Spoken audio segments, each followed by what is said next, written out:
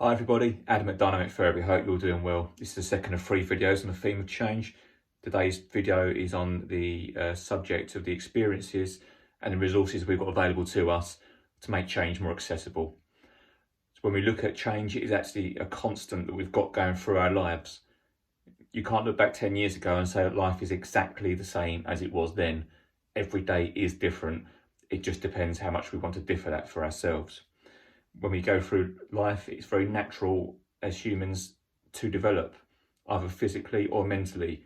So even when we're in the womb through to birth, our bodies are developing in certain ways for us to be able to survive when we come out. Being in the womb itself, we finally decide after around 9 months as a standard that we want to change the scenery, so move out into the world. So we're always changing even before we're even in the world. And then if you look back over your photos from when you was a baby, a toddler, just a child, adolescent, all the way through to adulthood, you'll see that you've changed quite a lot. Also, we change mentally as well. So when we're born as emotional human beings. And then up until late teens to sort of mid-20s, our brains develop a cognitive side, which is like a logical side, which balances things out. And so we have more of a greater awareness and greater processing as we get older, up until about the fully formed age of between late teens to mid-20s. So change is a development opportunity for us.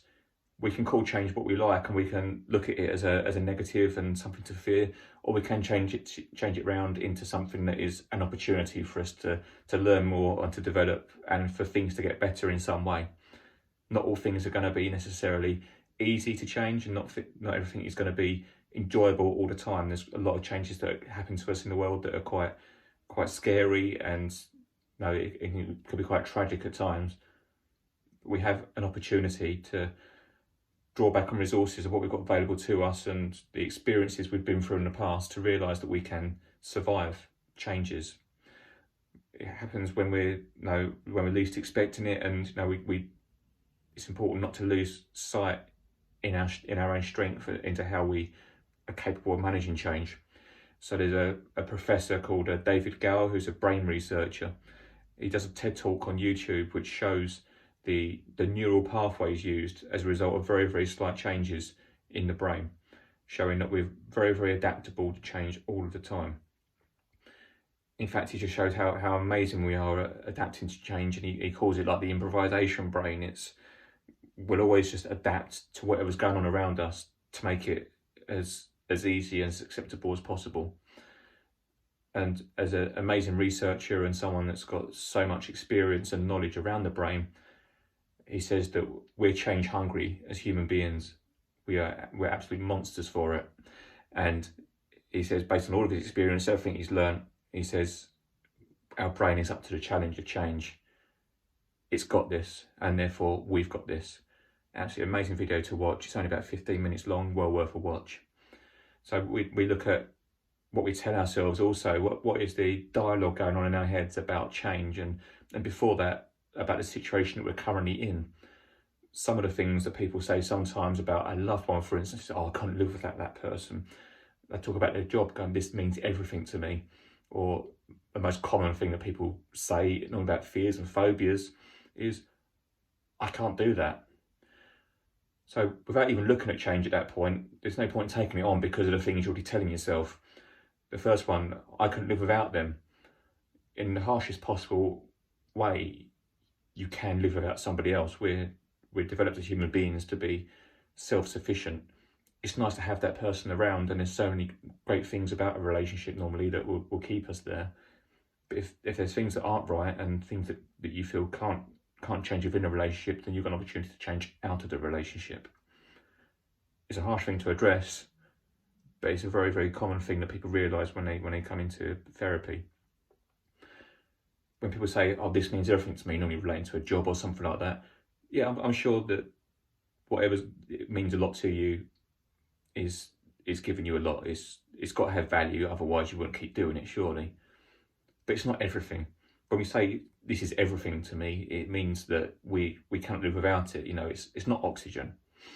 So breaking it down sometimes and taking back that language can sometimes empower us a little bit more to be open to and willing to change. So looking at a job, we can go, well, yes, there's a lot of benefits to it, but it's not everything. And then when we're looking at fear and phobias, when we say, I can't do that, what you're really saying on most occasions is, I won't do that. Changing that language slightly, at least you're giving yourself the dignity of ownership in that, in saying that you've got a choice and you don't want to take it on. That's fine, it's absolutely fine, but chances are that you're capable of taking on whatever challenge it is that you're choosing to hold back from. But there's steps through that, and it is possible, and when you change can't to won't, then there's possibility available. And that's when we start moving forwards then through other steps to get you to where you want to get to.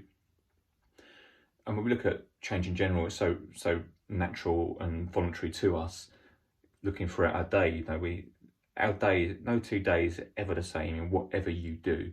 There's always going to be some slight difference in some way. I mean, you could walk to the shops and back on one day, and then you could do it the next day, and then that's slightly different. That's going to be slightly different. You'd have taken either a different path, or you'd have passed certain things that were there yesterday that weren't there today. Things are always going to be different around you. But it's about appreciating what those changes are. Looking throughout our days, we get dressed or get changed in the mornings. We do that for a reason. It's because it's healthy to get dressed and to have that differential in our brains. And unless you have a Netflix day, obviously, and then it's completely okay. We make ourselves go through so many changes as it is. We also get stuck in routines and rituals and things that we believe that are going to help us to survive when really they're not. So a common one to ask is, when you go to the bathroom in the mornings to get ready, do you brush your teeth first, or do you have a shower or a bath? What one do you do first? And some people will answer one and some people will answer the other. And if you ask them to do the opposite, they'll almost go, really? Yeah, nothing's going to change the result of you making that small change.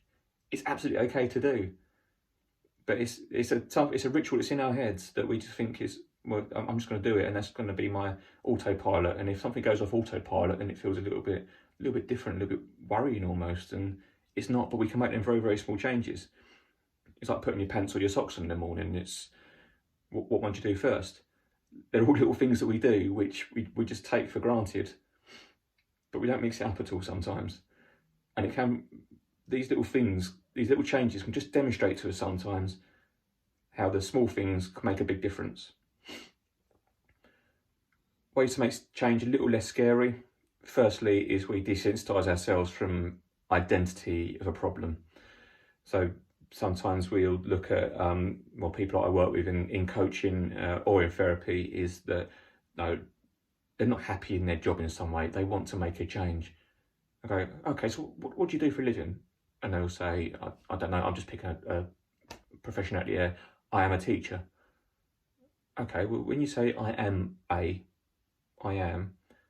that's talking about your identity. That's talking about all of you, isn't it? That's quite strong. When you say that I am something, that feels something in your stomach there. You're fully connected to that. And there's, if you're going to change your profession, all of a sudden you've got to change all of you. But you can change that language. You can say, I work as a teacher, or I teach. And that feels slightly different, because then you're talking about either a skill set, or you're talking about your work. That's what you do for work. I'm asking you what you do for work. I'm not asking you who you are. And it feels different when you're disconnected from it, and when it's not about your identity. Suddenly it feels more manageable, like you've just got to change one part of your life. You haven't got to change the whole of you. It plays a big part in all of it, and it can be very, very disempowering to say that I am anything, because it just means that, say, if you have to change that, you've got to change all of you, and that's certainly not the case. And when you apply that logic to it, you realise that's not the case also. Listen to fear as an advisor and not a commander. I said in the last video, if you listen to fear sometimes, you can almost hear it saying, stop, don't do that. And in very limited circumstances, that can be the case. If there's too much risk to your life, then you shouldn't do it. If you're going to hurt yourself in some way, and there's a real risk, and there's real indicators that's going to happen, then don't do it. But what about just listening to it, and sometimes it will just say to you, just be careful. All you got to do is just think, just be careful. It's a new experience, it's a change, it's not what you're used to. So just go in with your eyes wide open. Last thing to look at is to draw on what you've already done, what experiences and heartache and pain have you already been through in life and survived, because you've been through so much. I guarantee you cannot get through to adult life without experiencing some sort of sadness or loss or negativity in some way. If you have, you're probably the most vulnerable person out there. So you are capable as a functioning human being to have gone through so much change in your life. Just take stock of your day every day and just think, how much is today different from yesterday? And you may have got up and gone to the bathroom, got ready, gone and sat down, done very little or done work during the day, come home, had dinner and gone to bed.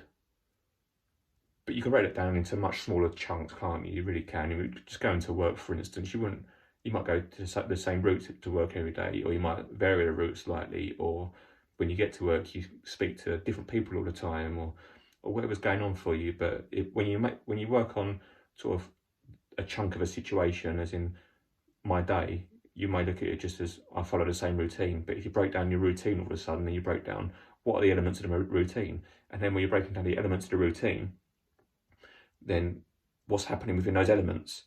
And then suddenly you realise that there's a huge opportunity there for change. And change has happened all the time. If you break all of those bits down, I can guarantee you your day was not exactly the same as yesterday.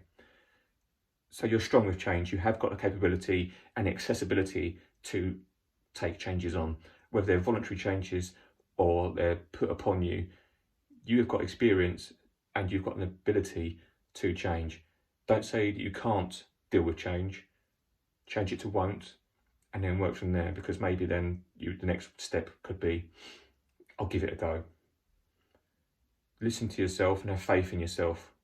You're stronger than you think, and that's a beautiful thing. Thank you for listening. The following video after this will be on the cycle of change. It's been great speaking to you. I wish you all have a good day. Bye-bye.